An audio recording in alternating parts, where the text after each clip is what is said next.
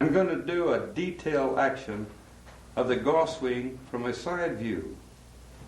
I'm going to flex my left knee, extend my right knee, which allows my left shoulder and left hip to tilt. It causes the club to separate almost directly away from that ball. At this point here, I'm going to extend my right hand, flex my left hand, turn my torso till this club now is about 90 degrees away from its started position. I'm going to elevate my left arm. I'm going to flex my right elbow and raise it as I raise my left arm. My left wrist is going into radial flexion. My right wrist is in hyperextension. My right knee is in extension. 75% of the weight is on the right leg. And I'm going to rotate my shoulders until that left shoulder is back to the ball. My chest is behind my shoulders. My position here is where the shaft is horizontal to the ground and parallel to the intended line of flight. I'm now ready to start the downswing. I'm going to flex my spine laterally. Flex my right knee, extend my left knee, raise my right heel, rotate the torso, unfold the right elbow, pronate the right forearm, supinate the left forearm. The club now is square.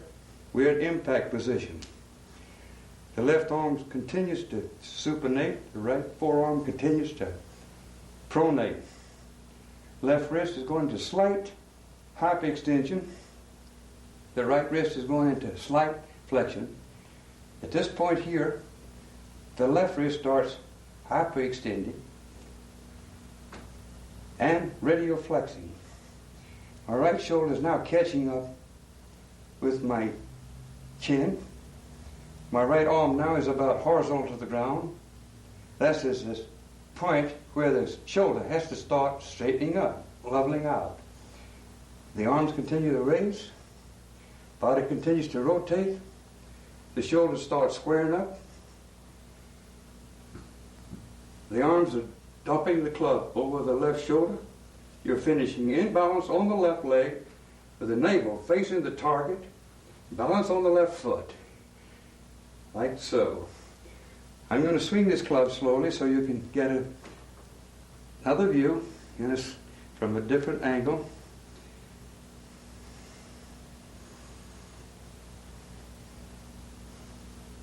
My chest is behind my shoulder blades facing the target. The shaft is horizontal parallel to the ground. 75% of weight on the right leg. Shift over to the left leg. Flex the right knee. Unfold the right elbow. Extending the right ankle. Continue the torso rotation. Unfold the right elbow. Pronate the right forearm. Supinate the left forearm. The blade now is squared. The left forearm continues to supinate. The right forearm continues to pronate. The club is getting out in front of the arms. The left hand is in hyperextension, starting a radial flexion. The right hand is in slight flexion, also starting a radial flexion. Right shoulder is catching up with the chin. Arms are starting to elevate.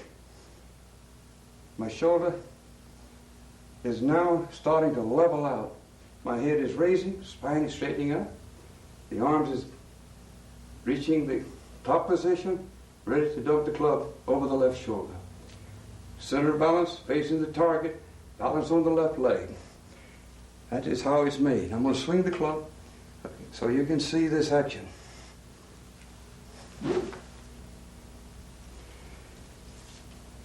Left knee flexes, right knee extends. Spine tilts, hips and shoulders tilt, torso turns, arm raise. Shift, unfold the right elbow, uncock the wrist, unroll the forearms, let that club head swing freely through that hitting area. At this point here is where we're applying the major amount of force in the swing. Right in here, the hands are reacting to the centrifugal force of that club and circular momentum of that club head. I am not trying to accelerate the hands here. I'm trying to get the club head started here and let gravity and the momentum and inertia of this body do the job for me. I want to transmit the energy from my head to that club head and the back center of that ball. And you can't get acceleration if you hold on with your hands tight and not let the hands react and create this pendulum motion around the base of the ulnar bone, that bone right there, creating a 180 degrees semicircle with that action. Tilt the hips and shoulders, turn the torso, raise the arms, cock the wrist, shift over from your right foot to the left, unfold the right elbow to wrist, roll the forearms to square up the blade, continue the roll, getting the club out in front of you, wrist going to radial flexion, shoulder catching up with the chin, spine straightening up, dumping the club over the left shoulder, shoulder blades level. Slow motion.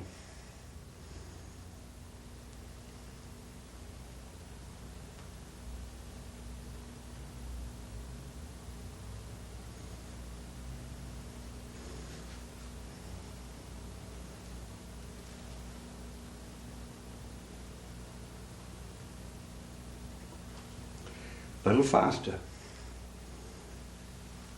A little more speed. A little more. Notice, I increase the shift speed and the snap of the club head, roll of the forearms, and let the body rotate with the centrifugal force of that club head. Letting this club utilize the basic law of physics of a pendulum. That's a pendulum action. It's not a taking, it's a swinging. Basically what we're doing the same thing a pitcher does. He steps to the left foot, throws his baseball with his right arm, opens his hand here and let the ball flow toward the batter. It's a step and throw. It's not a pull. It's not a church bell ring. It's not a harpoon. It's not a rope tug.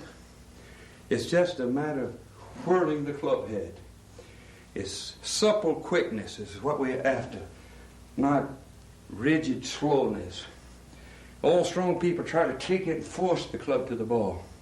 It must swing. This gives you the maximum distance for the least amount of effort.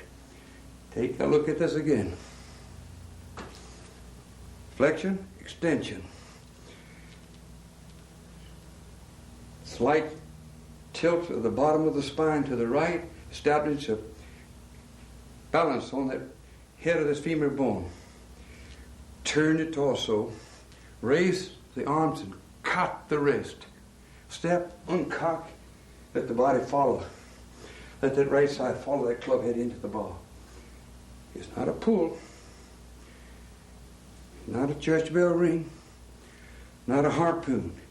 This left arm must stay in this position until you hit the ball. It's the shift and the turn of the torso that causes the left arm to advance toward the golf ball. It's the unfolding of the right elbow and the two wrists that increase the pendulum action of this golf club, which gives us the power that we're seeking.